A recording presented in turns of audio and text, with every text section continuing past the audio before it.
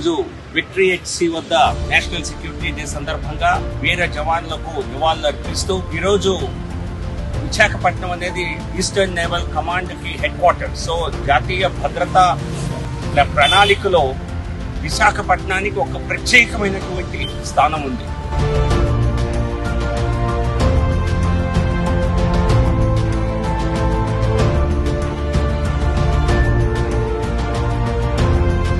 విశాఖపట్నంలో సుమారుగా 30,000కు పైగా మాజీ సైనికులు ఈ ప్రాంతంలో నివసిస్తున్నారు.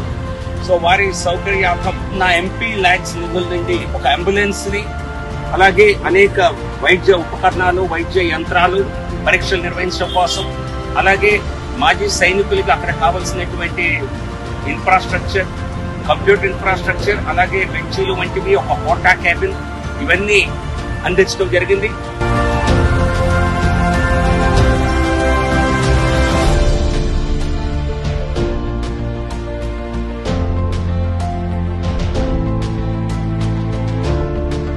నా వంతు చిన్న స్థాయి కృషిగా మాజీ సైనికులకి ఈ సేవ చేయడం నాకు నిజంగా సంతోషంగా అనిపిస్తోంది.